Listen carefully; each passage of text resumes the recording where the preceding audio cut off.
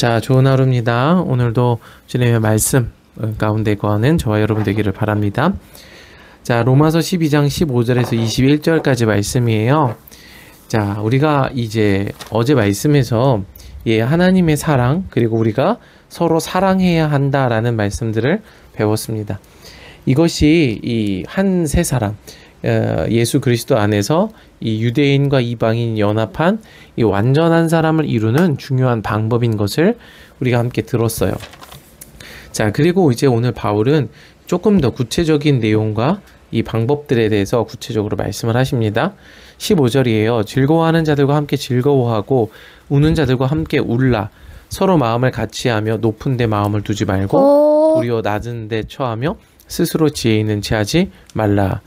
여러분, 이게 되게 중요한 얘기입니다. 공감하라는 것이죠. 그 사람의 처지와 나의 처지를 맞추는 거예요. 그 사람이 밑에 있다면 나도 밑으로 내려가는 것이고, 그 사람이 위에 있다면 나도 그 사람을 에게 향해서 박수를 쳐주는 거죠.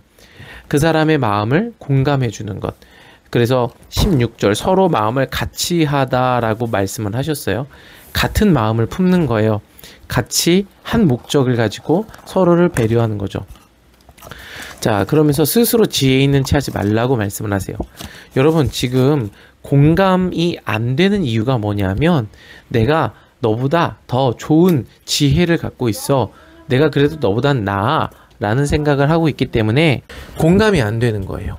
그래서 이 중요한 건 그 정답이 아니라 그 사람이죠.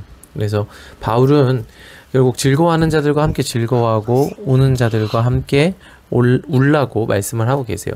그래서 우리가 이런 말씀들을 이제 들을 때 단순한 어떤 그 처세술 혹은 인간관계 방법에 대해서 말씀하시는 게 아니라, 자, 로마교회 상황에 대해서 우리가 한번 생각해 볼 필요가 있어요. 우리가 로마서를 처음 배울 때 이 로마교회의 상황이 있었죠. 어떤 상황이었냐면 로마교회는 이 믿는 유대인들과 믿는 이방인들로 구성이 되어 있었는데, 믿는 유대인과 이방인 사이에 갈등이 있었어요. 그래서 믿는 유대인들이 이방인들한테 끊임없이 이 할례와 율법을 강요하고 있는 상황이었죠. 그래서 율법으로 이방인을 정죄하고 또 이방인도 유대인을 달가워하지 않는 상황이었어요. 바울은 이제 로마서 1장부터 지금까지 그 모든 그 유대인들의 뭐라고 해야 될까요? 고집, 아성, 그들의 딱딱하여진 마음들을 논리적으로 하나하나 깨트려낸 거예요. 그리고 지금 이 9장, 10장, 11장 이곳에 와서 온 이스라엘, 유대인과 이방인의 연합, 하나됨, 이것에 대한 비밀을 이제 드디어 말씀하고 계시는 것이죠. 이런 상황 속에서 바울의 교훈은 단순히 그냥 인간관계를 잘하는 방법에 대한 교훈이 아니라 구원의 완성에 이르는 방법, 생명을 낳는 방법에 대한 이야기라는 것을 명심하고 기억했으면 좋겠어요.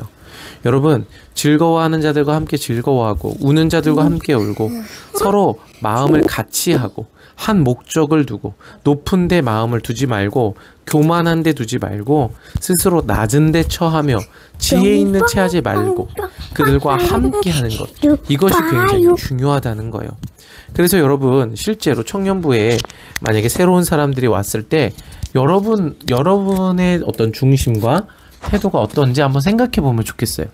그러니까 그들도 어색하지만 여러분도 어색하죠. 그런데 중요한 건 그들의 영혼을 섬기고자 한다면 우리가 이 태도를 가져야 된다는 거죠. 자, 그래서 우리가 17절 말씀 한번 보도록 하겠습니다. 아무에게도 악을 악으로 갚지 말고 모든 사람 앞에서 선한 일을 도모하라. 할 수 있거든 너희로서는 모든 사람과 더불어 화목하라. 여러분, 이게 그냥 착하게 살아라, 배려하며 살아라, 네가 좀 손해봐라, 이런 얘기가 아니에요. 목적이 분명한 얘기예요. 구원, 그리고 하나됨, 이 형제와 하나됨, 이 목적이죠. 왜요? 그게 예수 그리스도의 의도이기 때문에 그래요. 그게 영이기 때문에 내가 나의 생각을 깨트리고 내려놓고 이 하나됨을 이루어야 한다라고 얘기를 하시는 거죠. 자, 19절. 내 사랑하는 자들아 너희가 친히 원수를 갚지 말고 하나님의 진노하심에 맡기라. 기록되었을 때 원수 갚는 것이 내게 있으니 내가 갚으리라고 주께서 말씀하시니라. 내 원수가 줄이거든 먹이고 목마르거든 마시게 하라. 그리함으로 내가 숯불을 그 머리에 쌓아 놓으리라. 여러분, 이건 불가능한 겁니다. 원수를 위해서 먹이고 목마르거든 마시게 하라. 그런데 여러분, 이게 뭐 이제 예수님께서도 하신 일이긴 해요. 우리가 원수였죠. 죄로 원수된 우리였는데 예수님이 이 원수를 위해서 생명을 내어 주신 거예요. 그런데 우리가 이걸 하자면 이건 불가능한 겁니다. 그런데 지금 이 목적이 무엇인지를 다시 생각을 해야 돼요. 단순히 원수에게 너의 것을 내어주는 게 아니라 이 말씀, 이 율법, 문자 안에 담긴 목적은, 영은 구원이에요. 하나됨이에요. 그래서 한 세 사람을 이루는 게 목적이에요. 그것을 위해서 원수를, 하나님 갚는 것을 하나님께 맡기고 원수를 먹이고 원수를 마시게 하라는 거예요. 이 목적이에요. 그런데 먼저 여러분 뭘 마시게 해야 되냐면 그들의 필요를 채우라는 얘기죠. 실제로 그들이 줄이거나 그들이 목마른 상황에 왔을 때 그들을 채워줘야 돼요. 뭐 실제로 뭐 맛있는 걸 사줄 수도 있고 뭐 필요하다면 옷을 줄 수도 있고. 그런데 중요한 건 그 원수에게 뭘 먹여야 돼요? 하나님의 말씀을 먹이라는 얘기예요. 원수에게 하나님의 말씀을 마시게 하라는 거예요. 그래서 그 숯불, 거룩해 하는 제단의 숯불을 그 머리에 쌓아 놓으라는 거죠. 그래서 여러분, 목적이 중요한 거예요. 지금 이 오늘 본문의 행동에 포커스를 두면 못해요. 아무도 못해요. 목적은 뭐예요? 구원이에요. 그 사람, 그 영혼을 구원하는 것, 책임감과 사랑을 가지고 그 아가페를 받은 자로서 필레오를 하는 거예요. 그래서 악에게 지지 말고 선으로 악을 이기라. 이것이 하나님의 뜻이라는 거죠. 자, 우리가 로마서 이제 후반부를 읽을 때 전반부의 내용을 잊으면 안 됩니다. 육신에 대해서 죽고 영에 대해서 살아야 돼요. 그 영은 죄인을 구원하고자 하시는 하나님의 의도, 목적이었어요.